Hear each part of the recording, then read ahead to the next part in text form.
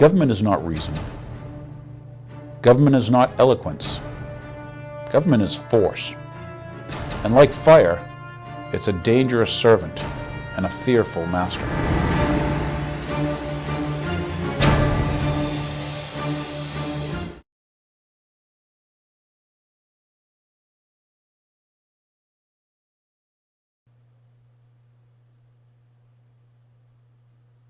Building what?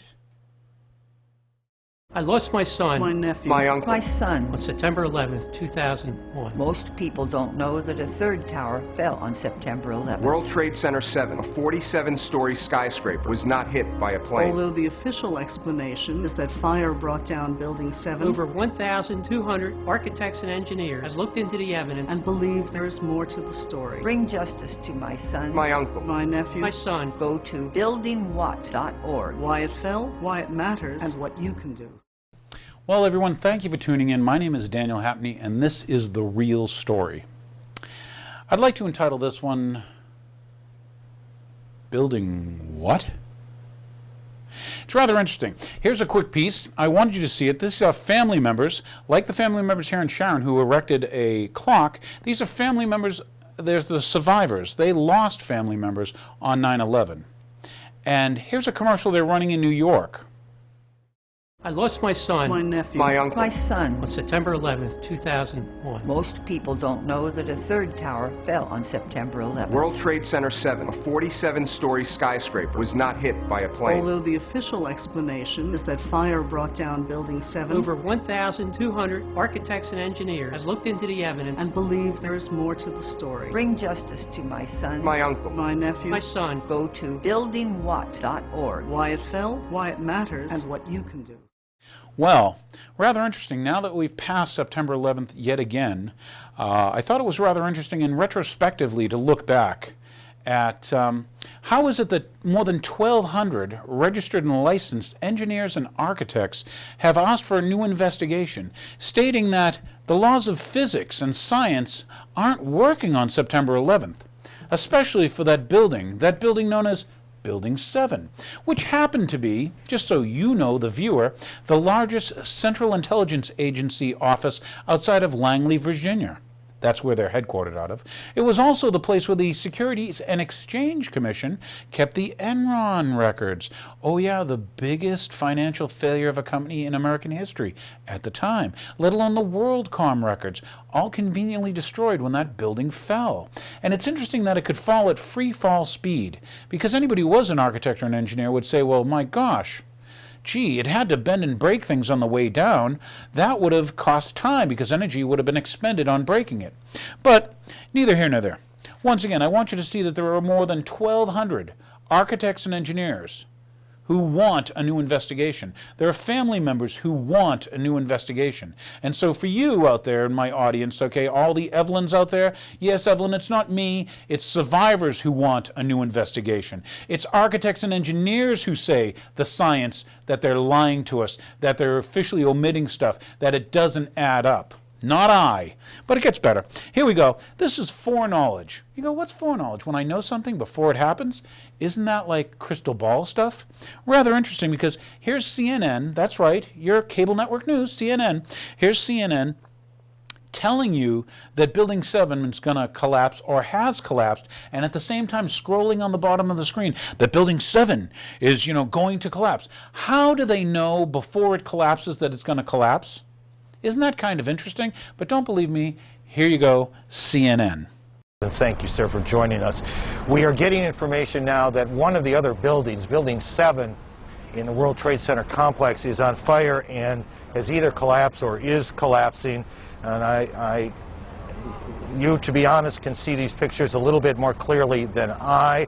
But building number 7, one of the buildings in this very large complex of buildings that is the Trade Center, there were, and that is the right way to put it, there were the two towers, but then there are a number of support buildings around it, retail spaces, restaurants, office space, garages. The trains come in from New Jersey, bringing commuters, taking commuters back, come into the complex that is the World Trade Center, and now we are told that there's a fire there.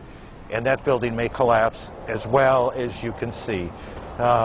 We can see as we look now back downtown, we can see the billowing smoke.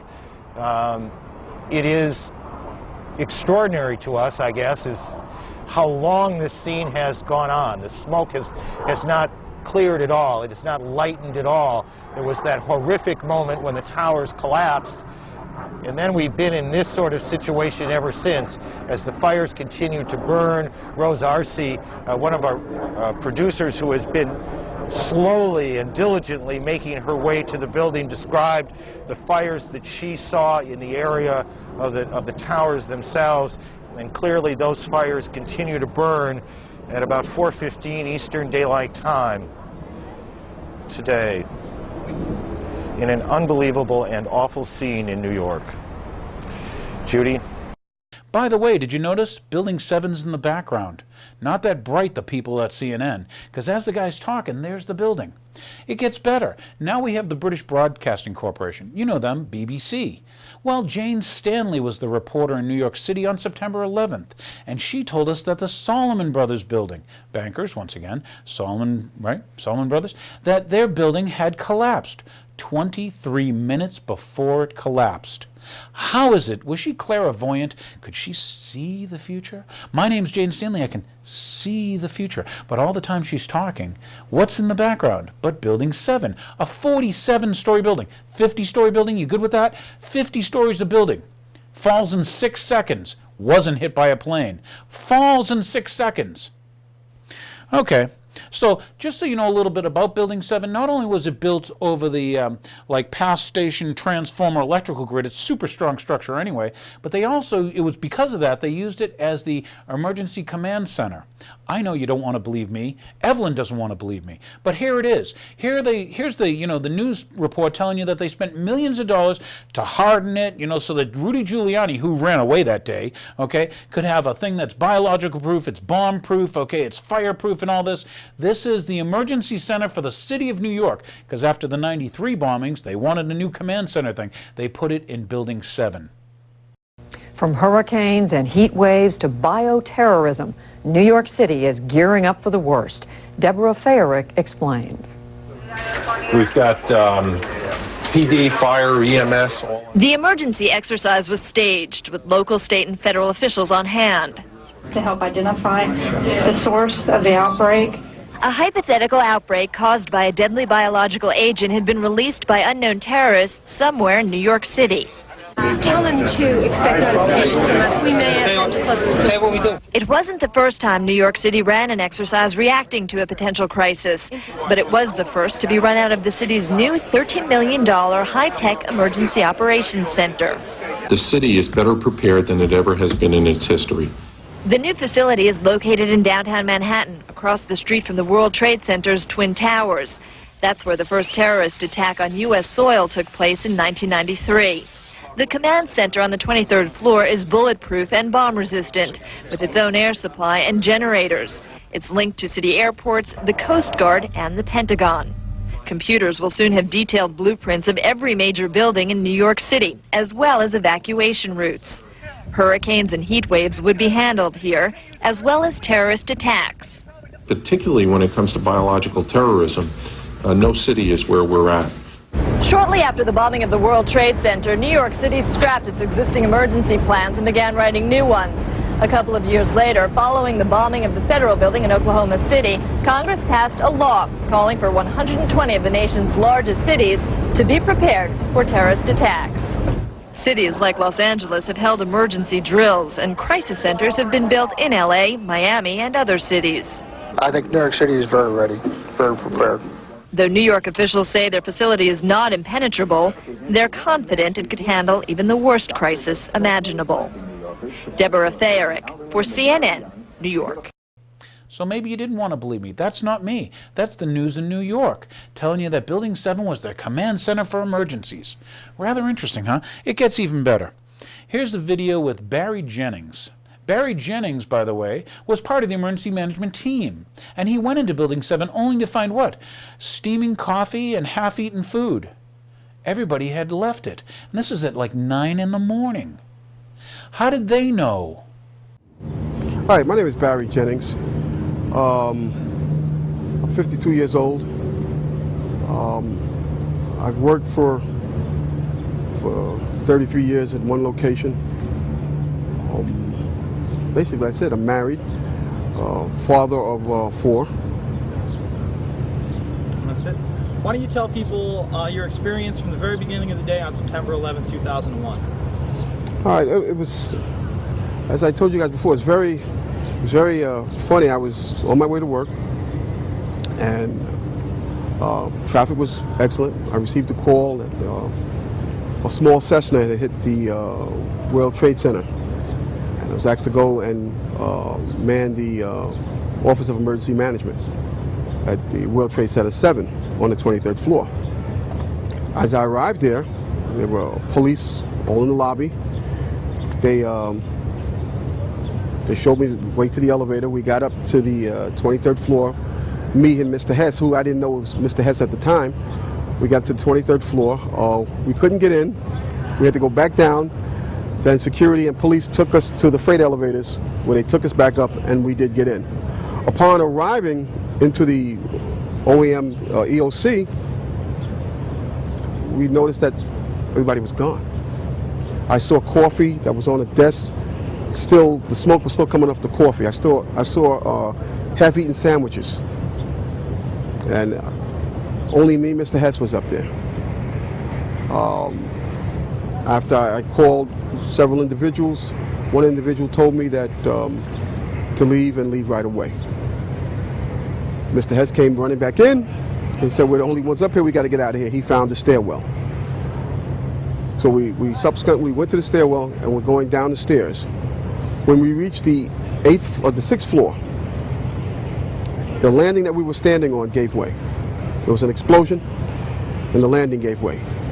And I was left there hanging. I had to climb back up, and now I had to walk back up to the 8th floor. After getting to the 8th floor, everything was dark. It was dark and it was very, very hot. Very hot. I asked Mr. Hess to test the phones as I took a fire extinguisher and broke out the windows. Once I broke out the windows, I could see outside below me. I saw police cars on fire, buses on fire. I looked one way, the building was there. I looked the other way, it was gone.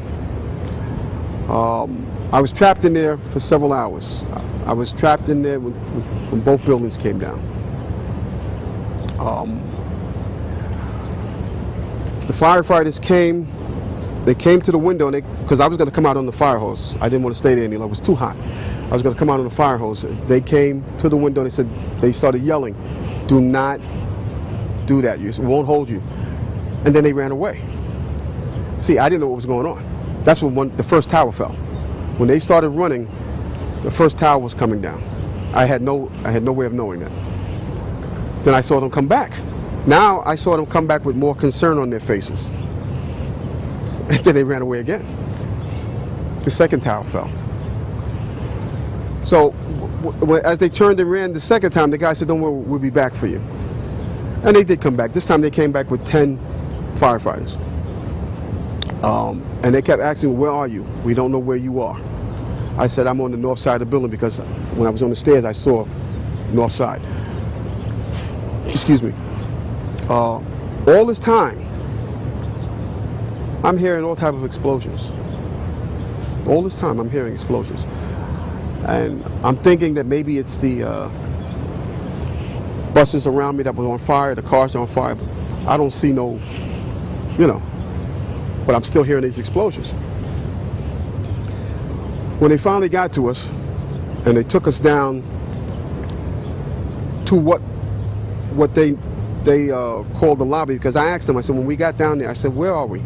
He said, "This was the lobby." And I said, "You got to be kidding me." It was total ruins. Total ruins. Now keep in mind, when I came in there, the lobby had nice escalators. It was a huge lobby. And for me to see what I saw, it was unbelievable. And the firefighter that took us down kept saying, "Do not look down." And I kept saying why. He said, "Do not look down." And we were stepping over people. And you can feel when you're stepping over people.